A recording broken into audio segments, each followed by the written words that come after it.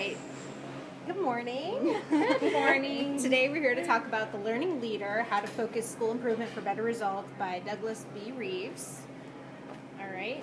And looking at the chapter questions, Erin, you said number 1 really kind of spoke to you? Yeah, I mean, that's one that I'm able to apply to my job. Looking at for results for my responsibilities would be making sure that discipline, conduct slips, and everything, that's kind of the data that I have to look at since I'm in charge of discipline. And results would be that, tardies have gone down, incidents with cell phones have gone down, uniform infractions, etc. So kind of that would be the data that I have to look at as far as keeping track of all of that. But then looking at other factors that I would need to say if I'm doing an effective job, just aside from the number of conduct slips, would be, the motivation of the students. What is their attitude toward everything? How are the teachers feeling?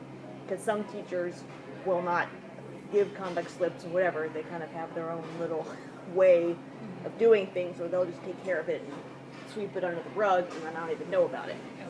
So that makes it hard for me to really get an equal picture of what's going on. So kind of listening and taking the temperature of the faculty and then the students helps me decide if what we're doing is actually working as far as improving the school. Now, would you say, though, with those teachers that are kind of handling it themselves and not escalating it to an administrator, is it effective? I think it tends to send a mixed message. So it's to the not. kids. It's not that. Okay. So it's not that what they're doing is helping decrease your workload. It's just Right. sending mixed messages. Right. Because that kid in Mrs. Smith's class, her phone went off, and Mrs. Smith said, "Okay, well, honey, just turn off the phone and put it away." While if the next day her phone goes off in Mrs. Jones's class, then Miss Jones takes the phone and give her detention for the same thing, and she's like, "But Mrs. Smith didn't do that." So the There needs to be inconsistency. I was just about to say that. Be very consistent in Yeah. everything. And that's just the way your school's laid out, correct? Right. Okay. Yeah. Interesting. Okay. Elaine, I know you and I both thought that number 2 kind of spoke to us, thinking about educational Enron. Yeah. That was, For me, what comes to mind are 2 different things. First is, of course, everybody knows and has heard of Common Core. And although it hasn't officially gone away, nobody is supposed to say that. And in my county, it's at kind of least, like a bad word now. the Florida standards don't Yeah. say Common Core. Even though we basically just took them and adapted them or whatever, it's just kind of like one of those buzzwords that you're not supposed to say. So I kind of feel like because it was just such a huge thing, and then it went down to nope. And then the other big thing right now is, of course, the Marzano learning scales, and those are so huge right now, and I'm noticing that a lot of teachers are so hesitant to kind of jump on board because they feel like it's probably going to be like an educational Enron, like they're just going to stop using them. And we've put so much work and so much trainings, and we've really worked these kids hard on it, and then for it to just go away, it's frustrating. So I kind of understand where their frustration is, but at the same time, I almost think that the county might actually stick with this for a while, which is a different feeling for us. What about you in your county? With when I see that educational Enron, it really makes me think about our peer mentors that we've had for several years. I would say probably 6 or 7 years ago, the county got a grant from the Bill and Melinda Gates Foundation, and it was to improve teacher effectiveness in the classroom. And part of that grant paid for current classroom teachers to come out of the classroom and become evaluators, peer evaluators. So they were going into the classrooms and evaluating teachers based on their performance, and those evaluations were counting towards the teachers' evaluations at the end of the year. So at the beginning, as you can imagine, teachers were in an uproar because, hey, why is this teacher coming in to observe me and then that's going to go towards my evaluation. It's counting, yeah. And this is someone that comes in and observes me 1 or 2 times and doesn't observe the whole picture, doesn't see everything that goes on in a 10-month, school year. And so now this year, this upcoming school year, the grant has run out, and those evaluators are going back into the classroom, so there will not be any more. Now, and for the time frame that we did have those evaluators coming in, it caused a lot of anxiety for teachers, because their pay could fluctuate based on these performances. For those teachers that do try to earn that performance pay, those evaluations were being calculated into their performance. And so I think when it first started, a lot of teachers that were veteran teachers that have been around a long time said, this will come and go, like many things that do in education. And even though I'm sure there were some positive things that came out of these peer evaluations, I think overall as a district, the teachers are relieved that that is one less thing that they have to deal with throughout the school year. And there may have been some improvement, but sometimes I wonder if it did more harm than good, because I think it just stressed teachers out more than it helped teachers. So actually the district this year is going towards a coaching model where certain piloted schools are going to have a coach in them, and they will kind of be like the trainer at the school. So teachers that need additional support will be able to access these trainers, and teachers that request it will be able to access these trainers, and it will not count towards their evaluation. So as you can imagine, teachers definitely like the idea of this much better, but it is in a pilot year, and so people are just kind of skeptical, like, is it going to work, is it not going to work, what is it going to look like? So here we go, we're back to square one again. That kind of talked about question number 3 too, right? Which innovations have you observed that avoided it? Absolutely. Yeah, I think too with the Marzano, I kind of hit on that. Okay, so in chapter 2, it says, in your experience, think of a quantitative measurement that did not fully describe the performance of a student, teacher, or school. What additional information did you need to provide a complete description? When I read that, the first thing that came to mind was FCAT. Yeah. I mean, FCAT, where do I even begin? I had struggling readers for so many years, and FCAT was such a poor representation because a lot of my students, were ESE, and even though they had accommodations, some people are just not good test takers. You know what I mean? Yeah. And there was, for example, I had a student who even could not do well on my classroom assessments. You know what I mean? He didn't have an IEP, but I would actually give him the test verbally, and he could answer it verbatim. That's how he passed my class. So he could not pass the FCAT. And another thing that was frustrating with the FCAT is, they always had those try to trick you questions. You know what I mean? And even though you have to select the best answer, it was just very, I'm glad it's gone. Yeah. Well, and I can speak for a student that I knew. She had the hardest time passing the FCAT. Up until her senior year, she was trying to pass the FCAT. And now she is a successful college student, making A's in her college classes. And I can't tell you how much that FCAT exam hurt her self-esteem. She really felt inadequate. She felt dumb.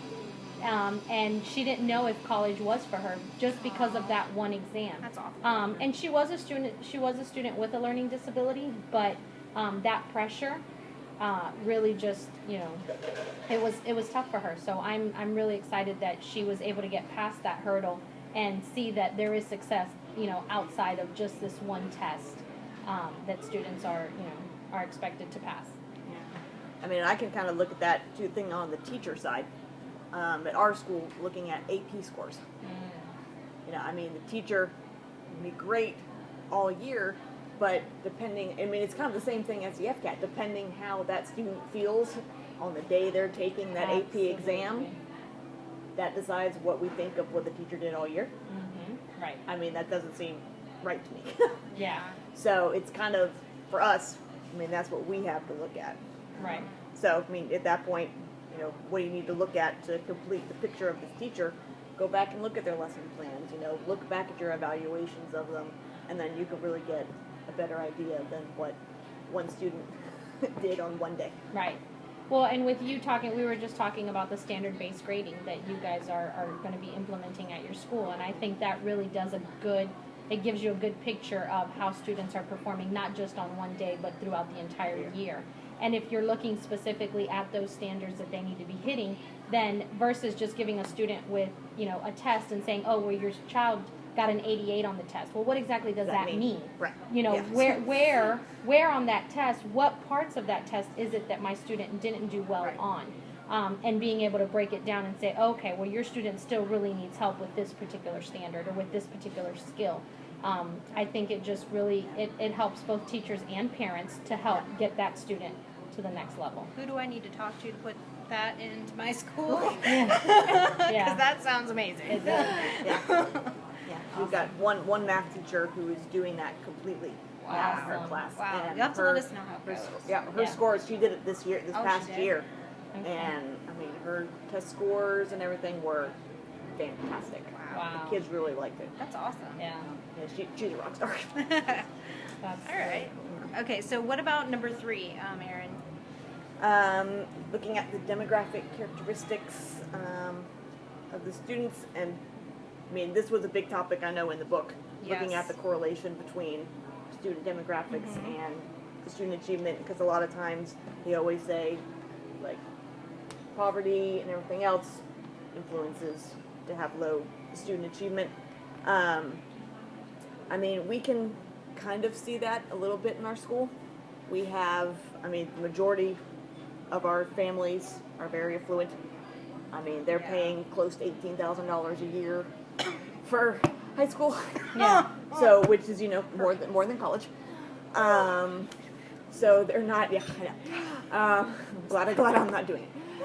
And so I'm just scared of what it's going to be when my daughter gets there. Oh Yeah. my. Hope you get a discount. But that's, I have to stay in my spot for a very long time. So, we can kind of pretty much tell where they're all coming from. South Tampa, West Chase, Avila, like that whole type of area. But that does not necessarily mean that they're going to be an A student. right. We have those kids that, come in and, are failing courses or whatever, and a lot of times from their background, they think, they've got that kind of entitled, privileged feeling, and they're like, oh, well, I should be able to get an A in here, Right. it's not a problem, or they just don't care. Wow. So for us, there's not a whole lot of correlation between that in our school. It's more about how much effort does the student put in. Now, and let me ask you, because I know with your particular high school, students do have to apply, correct? Yes. And they have to take an entrance exam. And you guys do look at them almost as if they were applying for college. You guys look at that entrance exam and they have to Right.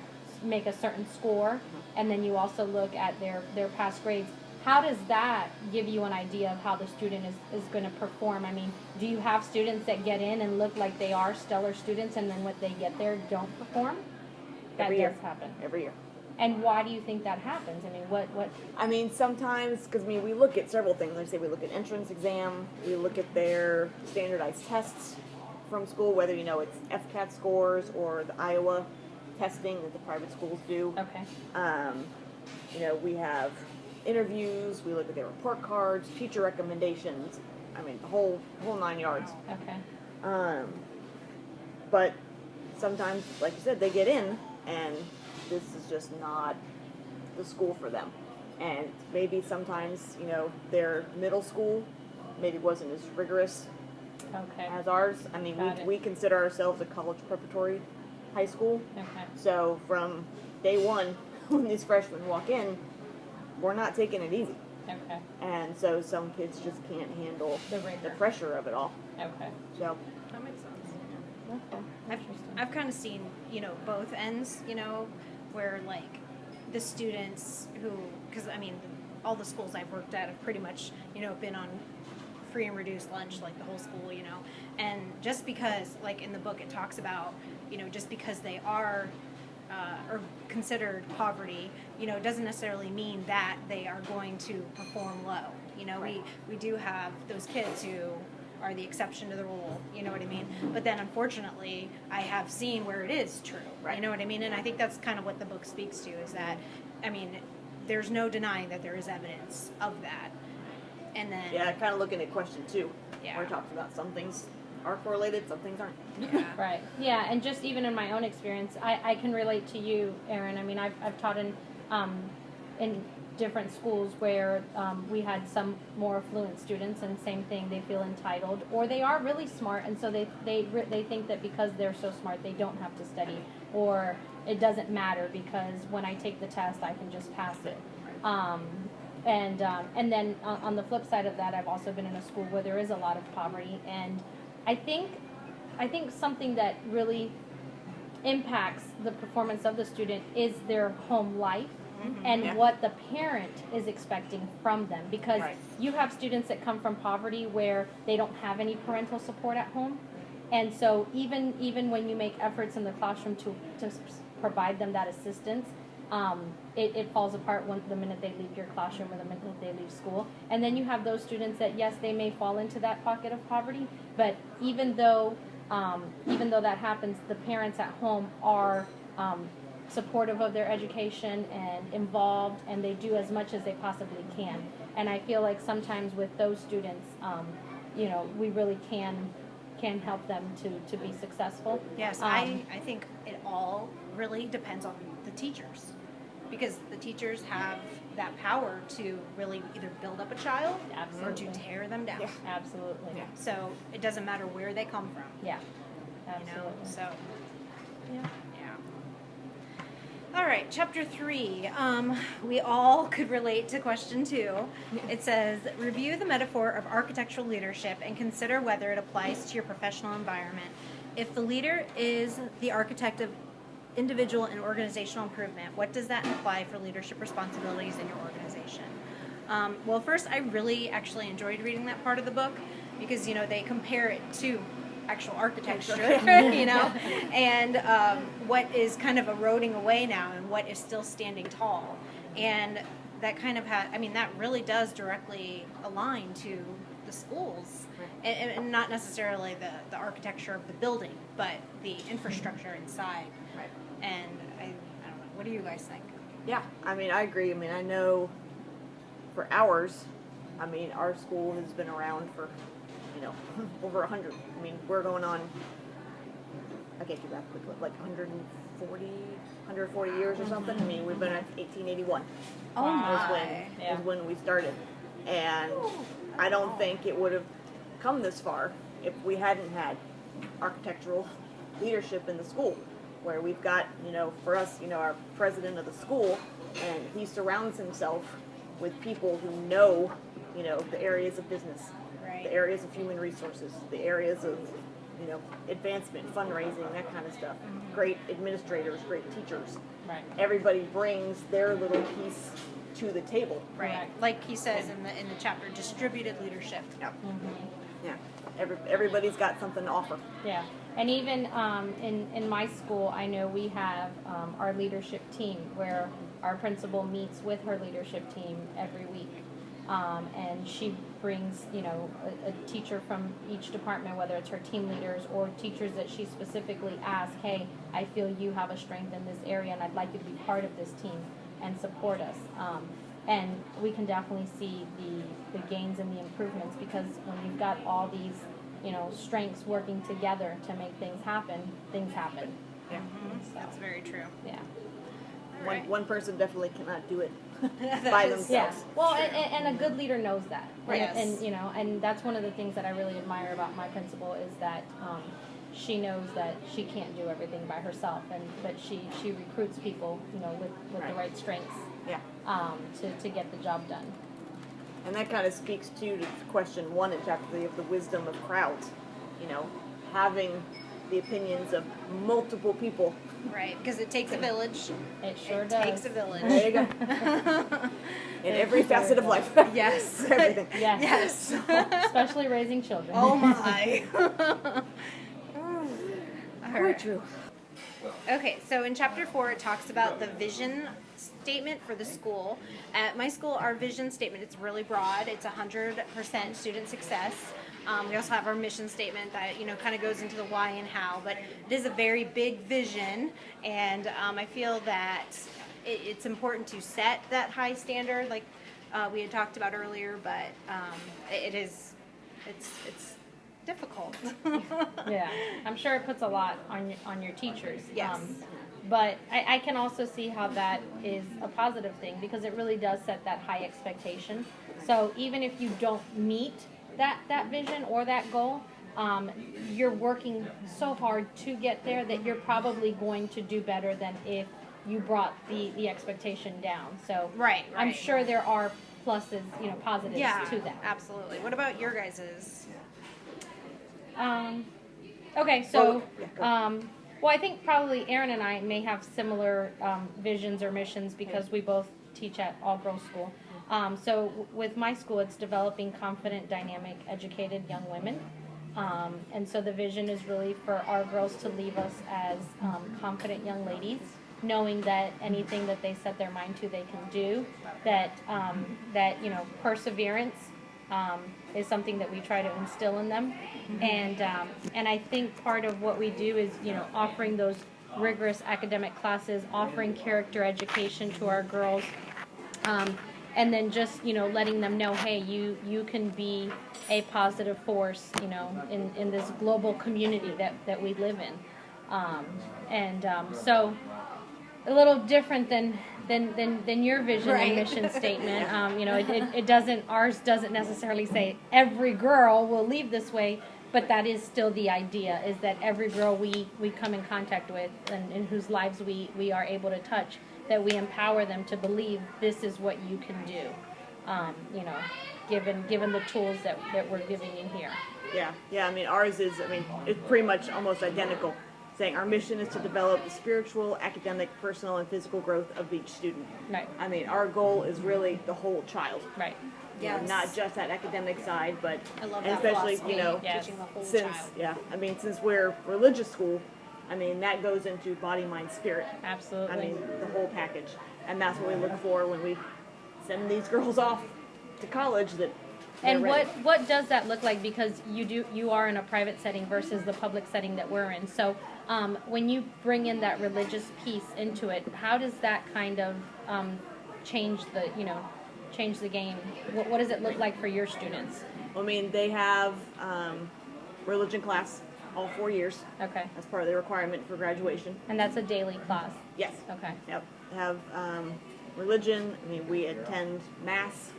I think, is this what you're Right. asking, like how we Right. How do you build that piece? How do you build that piece in? Correct.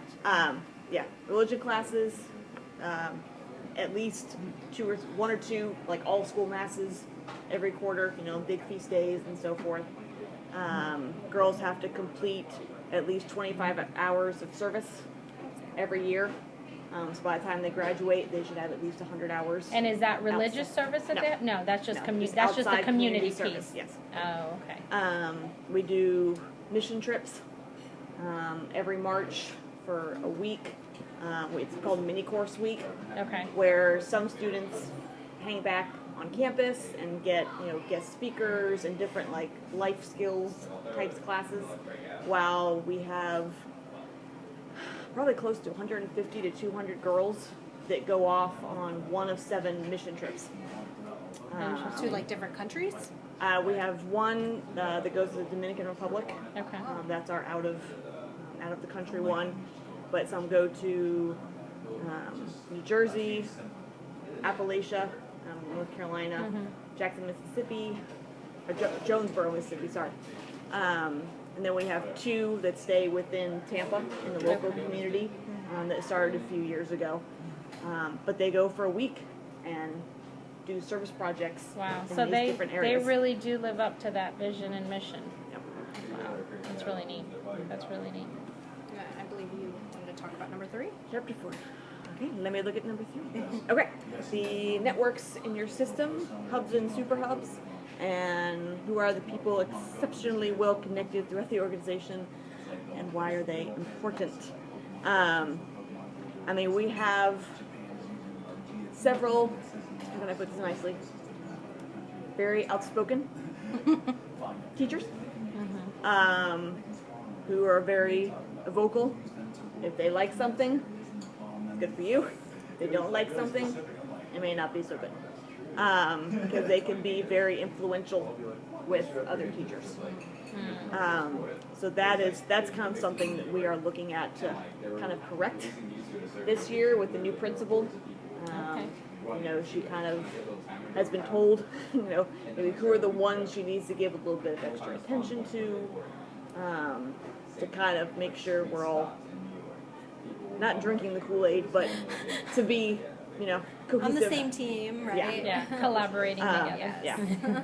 So it's, I mean, definitely, I mean, if you have those strong personalities, they can make a big difference if you're trying to launch a big initiative. Yeah, well, I know at my school this year we're going from 7-period day to an 8-period day. And as a teacher, I thought, oh, okay, this is just something that our administration is going to vote on and decide. And actually, our principal put it out for a vote to the entire staff. And the reason she did that was because she said, in order for this to be successful, I need buy-in from all of the teachers. Because if everyone is not on board, this will fail. This will flop. And so I think that was definitely something, you know, even for me just to observe that whole process was kind of eye-opening. Like, wow, I never really thought about that. Because sometimes you just think that principals or assistant principals can make decisions and things will just, that's what will happen. That's what will happen because that's what the administrators decided. But teachers really do have a lot of power in you know, they may say do this, but it doesn't necessarily mean they will do it. So yeah, we had that particular incident just this past school year.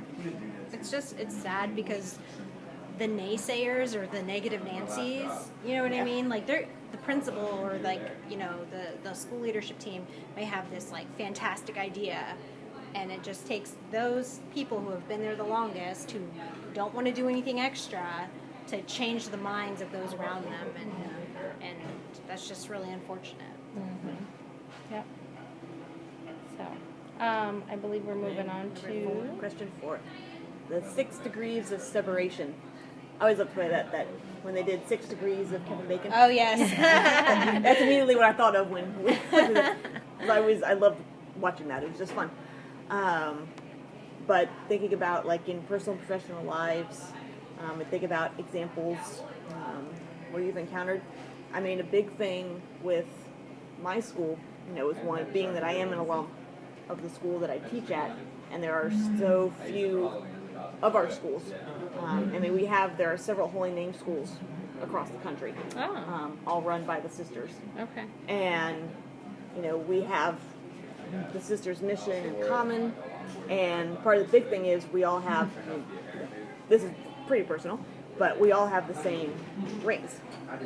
Like every Holy Name school will have the same class ring. Okay. So, for example, one time I was in the airport and I was wearing my ring, and this woman stopped me and she's like, "You go to Holy Name school, or you went to one?" And she had her ring on too, and she's like, "So did I." And so we got to talking about it. So it's literally the same exact ring. Yeah. Okay. Wow. Because I know a lot of times students can pick, but it's Right. that exact ring. Yep. Okay. They get to choose they want gold or silver, but that's the everybody has the exact same ring. And so did you go to that school? Yeah. Oh, wow. Okay. Yeah. That's awesome. Yeah. That's so that is awesome. really neat. So, like, it's fun because the girls now get a kick out of it when they get their rings junior year, and we all, like, take pictures. They're like, show us your ring, show us your ring. So, like, we all have pictures, and we're like, now we're really connected because we have this bond between us. In common, right? And, you know, kind of experiences like that, like I had in the airport, and, I mean, people have these all the time. I hear all these stories. I mean, for our school, for the Sisters organization, it's such a great thing. Right. Because it really brings people and keeps them connected to their school and what helped to get them where they are today. Right. So it's a pretty powerful tool, you know, the alumni base and everything. is very important to us. That's awesome. Yeah, that is really cool. All right, so moving on to question 5, consider the decision-making structure in your organization. Which decisions are individual, which are collaborative, which are those decisions that come from the top down, and what do you observe about the relative quantity of each level of decisions? Well, it's interesting because we're actually going through a reorganization within the district. I don't know if you guys read TBO.com, but our superintendent has been in the newspaper lately. He literally reorganized all of our area leaders. They actually call them area superintendents now. And so the vision for our district that our superintendent has is, prior to this, we had, so many schools are within an area, and then within that area you had an area director, which is now an area superintendent, and he was in charge of those schools and just overlooking them. Well, the way that our superintendent has decided that he wants it is he wants these areas to be looked at as mini districts. So basically, he doesn't want the district to decide what's good for each one of these areas. He wants these area directors, who are now area superintendents, to kind of be the superintendent for that little mini district. He wants them out in the community, talking to community members, really collaborating and saying, hey, these are the schools that are in the areas where your businesses are, let's work together. So yeah, they've done a lot of reorganization, restructuring, and even within the schools, like I know that our high schools, our football teams, all of the players do fundraising. My stepson happens to be doing one, and the fundraising that they're doing are these discount cards, and they sell them for like $20. But the really cool thing is that all of the businesses that offer these discounts on these cards are in the individual neighborhoods where these schools are located. So for example, if it's in our New Tampa area, then those businesses have collaborated with the schools and with the school district to offer these different discounts. So I'm just noticing that some things do work well when it comes from up above and sent down to everyone, but sometimes you do need to keep things local, because what this area needs is not necessarily what the next area needs. Right. Okay. Chapter 5. Chapter 5. Okay, and I really liked number 2. It says that the research suggests that demographic characteristics are influential in initial student achievement, but evidence also suggests that demographic characteristics have little impact on gains in student achievement. What conclusions can you draw about this difference in impact? I believe we already discussed this question, didn't we? And earlier. Yeah. So I mean, it really. We did. Yeah, Okay. I would say we probably did cover Yeah. that. Okay. We just kind of kept going. Yeah, we with kept the other going, one. and it just kind of evolved. All Okay. right. So what else of chapter 5? I believe Elaine. Number You 4? want to? Discuss number 4. Okay.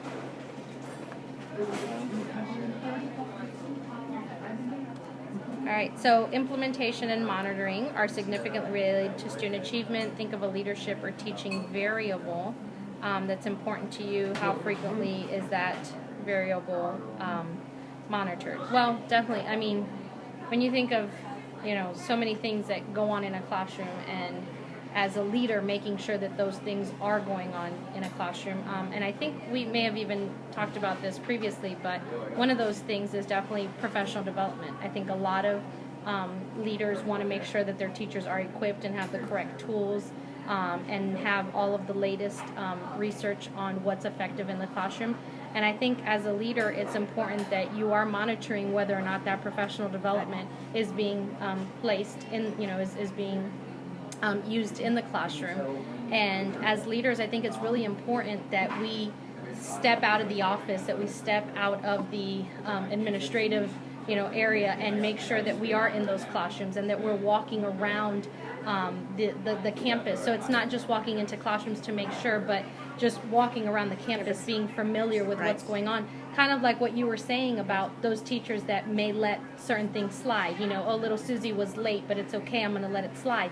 As an administrator, if we're out and about and we're walking the halls, we will see little Susie is not in class on time.